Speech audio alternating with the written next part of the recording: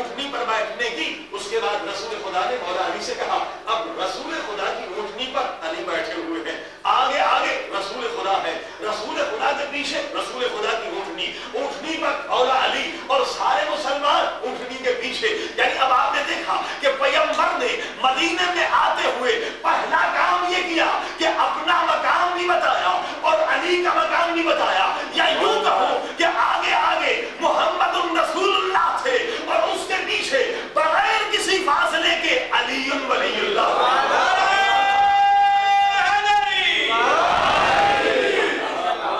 आगे आगे रसूल खुदा जा रहे हैं और ऊँटनी पर मौला अली जा रहे हैं और सारे असहाब भी पीछे हैं, मुसलमान भी पीछे हैं। अब ऊँटनी जो है जिस घर के करीब से गुजरती है उस घर के मालिक के हाथ दुआ के लिए उठ जाते हैं कि यहीं बैठ जाए, अल्लाह करे यहीं बैठ जाए, रसूल खुदा मेरे मेहमान हो जाए। मगर ऊँटनी गुजरती जाती है, घर खत्म हो गए, मोहल्ले खत्म हो गए, बाजार खत्म हो गए, शहर खत्म हो गया।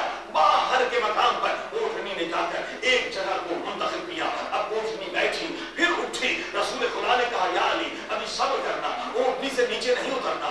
उस जगह का ऊँटनी ने तवाफ किया, यानी बताने के लिए कि अल्लाह की तरफ से गोया इल्हाम हो रहा है।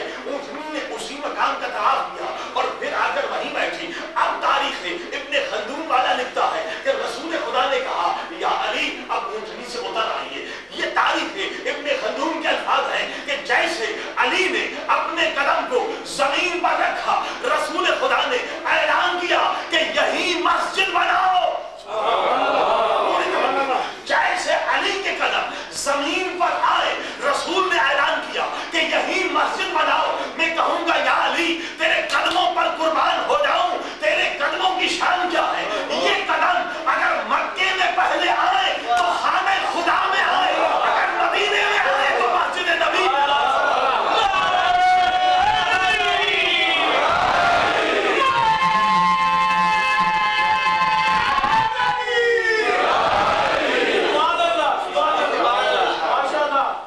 अगर ये कदम आते हैं खाने खुदा में आते हैं, अगर मदीने में आते हैं तो मस्जिद नबवी में आते हैं, अल्लाह के घर में आते हैं। कहा यही हमारा ठिकाना होगा, यही मस्जिद बनाओ, यही हम ठहरेंगे। अदीदान गिरामी, अब आपने देखा कि अली की अजमत कितनी बुलंद है, इन कदमों की अजमत इतनी बुलंद है, अली के वजूद की अजमत इतनी बुलंद है, अली के साथ की अजमत इतनी बुलंद है कि तारीख में लिखा गया, ये किताब मरोज ज़हब के अल्फाज हैं कि रसूल खुदा के पास जब भी कोई साइल आता था, जब भी कोई फकीर आता था, जब भी कोई बीमार आता था, अल्लाह के रसूल मेरे लिए दुआ मांगिए, तो रसूल खुदा दुआ के लिए हाथ बुलंद करते थे, फरमाते थे अल्लाहुम्मा इरहम अला फुलानिन बिहक़्क़ि अली। अली की अज़मत बताने के लिए पालने वाले इस बेचारे बीमार पर रहम कर दे अली के सदके। अगर मुसाफिर है, परेशान हाल है, बे औलाद है, हाजतमंद है, रसूल खुदा के पास आया तो रसूल खुदा का अंदाज एक ही था कि अल्लाहुम्मा इरहम अला फुलानिन बिहक़्क़ि अली।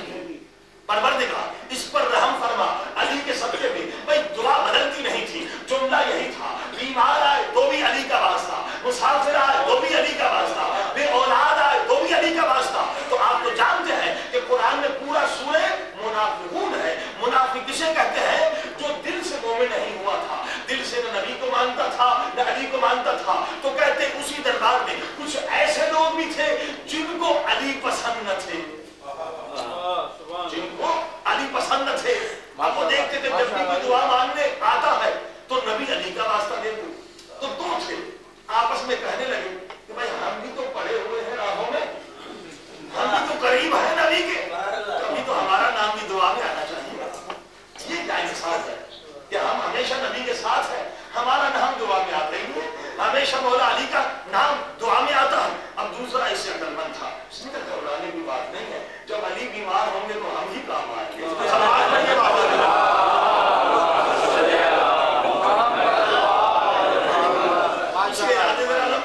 क्या घबराने की इसमें क्या बात है? जब अली बीमार हो जाएंगे तो हम ही काम आएंगे। अब इनकी आपस की बात कुदरत ने सुन ली और उधर से वहां से मशीयत इलाही का ये फैसला हुआ कि मौला अली बीमार हो गए। जब अली बीमार हो गए तो नबी के दरवाजे पर आए और आकर कहने लगे अल्लाह के रसूल मेरे लिए दुआ मांगिए। अब इत्तफाक ये है कि ये दोनों दोनों भी मौजूद थे।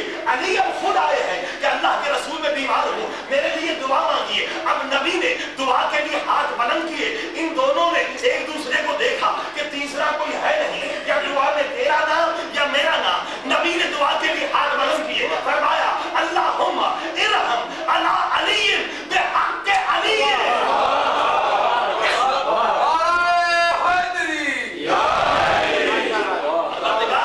अली पर रहम कर, अली के सदके,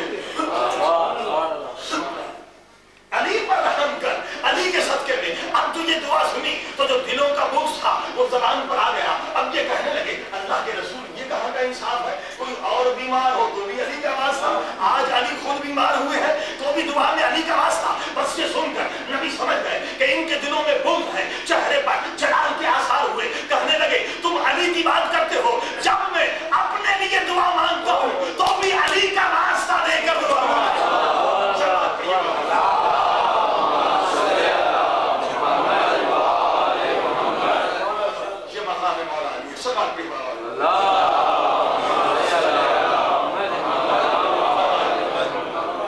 जब हम अपने लिए दुआ मांगते हैं तो भी अली का वास्ता देकर दुआ मांगते हैं।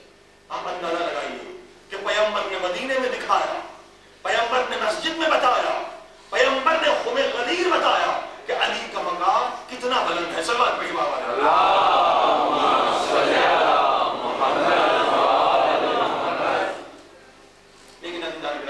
जैसे कल आपने सुना कि अली का हकीकी शिया कौन है, जो अली के शान को भी माने और अली के फरमान को। ये नहीं है कि अली की जात को हम माने और अली की बात को न माने, फिर तो हम शिया नहीं कहलाएंगे।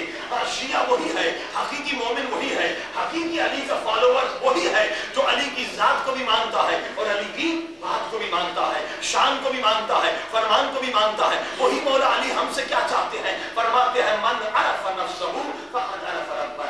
इंसान तेरी मुश्किल ये है कि तूने अभी खुद को नहीं पहचाना कि तू है कौन, कहाँ से आया है, क्यों आया है और तुझे कहाँ जाना है। सलमान पढ़िए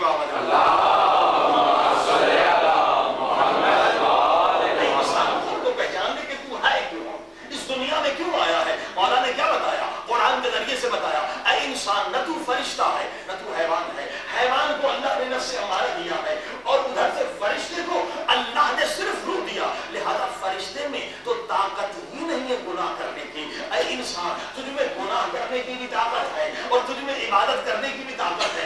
तू है अजीब मखलूक, तू है असल मकसद कायनात, तुझे अल्लाह ने पैदा किया है इबादत के लिए। अगर ऐ इंसान तू नफ्स को शिकस्त देकर और अल्लाह की इबादत के लिए आ जाए मैदान में, तो कुरान कह रहा है इन्नल लज़ीना क़ालू रब्बुना अल्लाह सुम्मा इस्तक़ामू ततनज़्ज़लु अलैहिमुल मलाइका। ऐ इंसान, अगर तू नफ्स को शिकस्त दे दे, अगर जिहाद अकबर में कामयाब हो जाए, तो तेरा मकाम ये है कि जबरील तेरा नौकर बनने के लिए तैयार। इंसान का मकाम ततनज़्ज़लु अलैहिमुल मलाइका, फरिश्ते तुझ पर नाजिल होंगे। तू फरिश्ते से अफजल है, क्योंकि वजह क्या है? वजह मासूम ने बताई, उलमा ने बताई कि देखिए जबरील लाख साल इबादत करे मगर उसके मकाम में तरक्की नहीं होती।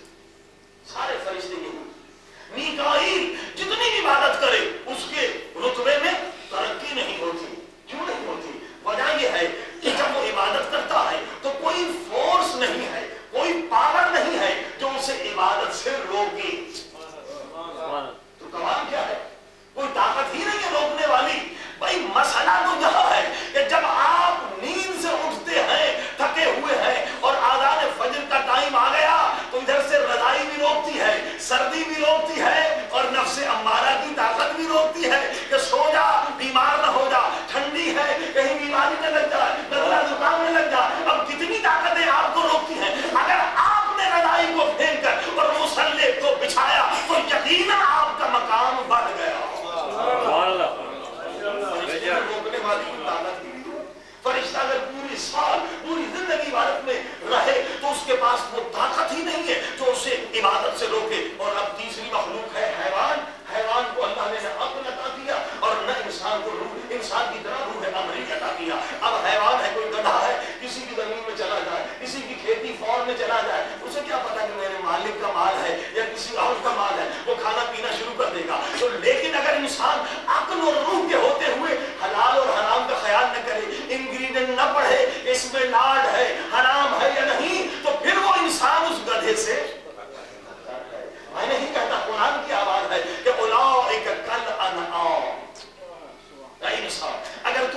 شکست کھا جائے پھر تو مانندے حیوان ہے، پھر تجھ میں اور گدھے میں کوئی فرق نہیں، بلکہ پھر کہا نہیں بل ہم اضل، بلکہ تو گدھے سے بدتر ہو جائے گا، کیونکہ گدھے کو میں نے عقل نہیں عطا کی، گدھے کے لیے میں نے قرآن نازل نہیں کیا، گدھے کے لیے 1,24,000 انبیاء نہیں بھیجے، تجھے عقل بھی عطا کی، تجھے روح امری بھی عطا کی، سماعت پڑھیے بابا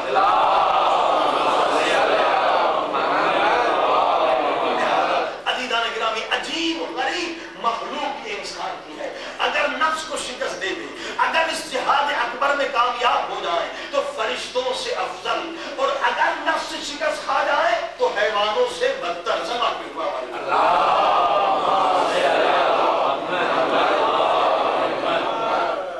کل آپ نے سنا کہ ایک طرف روح ہمیں عبادت کی طرف کھینچتا ہے، دوسری طرف جو پاور ہے وہ نفس، یعنی یہاں دو پاورز بیٹھے ہوئے ہیں، جب رول ہم پر سول اور روح کرتا ہے، جب روح کی حکومت ہوتی ہے ہم عبادت کرتے ہیں، خیر و خیرات کرتے ہیں، قرآن کی تلاوت کرتے ہیں، اللہ کے نزدیک آ جاتے ہیں، لیکن یہاں پر جب حکومت نفس امارہ کی ہوتی ہے ہم غصے میں آ جاتے ہیں، خدا نخواستہ کبھی گالی گلوچ، کبھی غیبت، کبھی حرام، یہ کیوں ایک ہی بندہ ہے نا بھائی، اب آپ دیکھیں گے مجلس میں لوگ رونے لگیں گے، آنکھوں سے آنسو ٹپک رہے ہیں، سبحان اللہ، جب آپ روتے ہیں آپ کی آنکھوں سے آنسو آتے ہیں تو پتا ہے آپ کا مقام کتنا بلند ہے، فرشتے نازل ہوتے ہیں، آپ کے آنسوؤں کو اپنے پروں سے لگاتے ہیں، اور جب اڑ کے واپس جاتے ہیں تو دوسرے فرشتے کہتے ہیں خوشبو کہاں سے ہے، جواب دیتے ہیں حسین کی مجلس سے آ رہے ہیں، اندازہ لگائیے، یہ فرشتے آپ کے آنسوؤں سے فیض حاصل کرتے ہیں، یہ معنوی اور باطنی اور روحانی آپ کا مقام ہے کہ فرشتے اپنے پروں کو بچھاتے ہیں ان لوگوں کے لیے جو علم محمد و آل محمد حاصل کرنے کے لیے مجالس میں آتے ہیں، یعنی آپ فرشتوں سے اس وقت افضل ہیں جب مجلس حسین میں ہیں، جب آنسو بہا رہے ہیں، فرشتوں سے افضل ہیں، لیکن آپ دیکھتے ہیں کہ یہی آدمی جو مجلس میں رو رہا ہے اب اپنے ہی آنکھوں سے VCR پر گندی فلم دیکھ رہا ہے، گناہ کر رہا ہے، بھائی آدمی وہی ہے، بالکل کنٹراڈکٹری، بالکل اگینسٹ، بالکل اس کے ضد کا کام ہے کہ پہلے تو رو رہا تھا مجلس حسین میں بیٹھا ہوا تھا، اب نعوذ باللہ گندی فلمیں دیکھ رہا ہے، ویڈیو پرنٹ دیکھ رہا ہے، یہی آدمی جو مجلس حسین میں رو رہا تھا، اب آپ نے دیکھا کہ جب مجلس حسین میں رو رہا تھا اس وقت روح کی حکومت تھی، اور جب یہاں گناہ میں مبتلا ہے اور گندی فلمیں دیکھ رہا ہے تو اب نفس امارہ کی حکومت ہے۔ آپ نے دیکھا کہ انسان کے اوپر دو پاورز رول کرنے والے ہیں، اور جب نفس کی حکومت ہوتی ہے انسان یزید بھی بن جا سکتا ہے، شمر بھی بن جا سکتا ہے، اور جب روح کی حکومت ہے تو انسان فرشتوں سے افضل بن جاتا ہے، سب آپ کی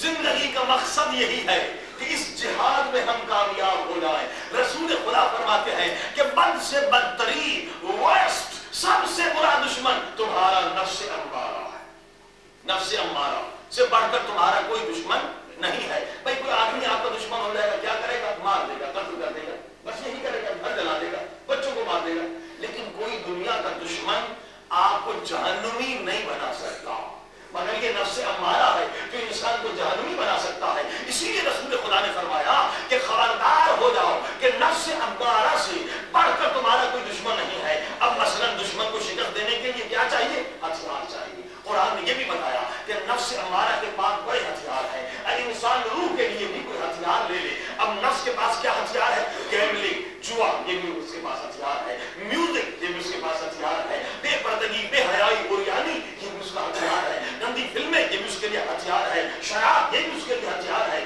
رشوت یہ بھی اس کے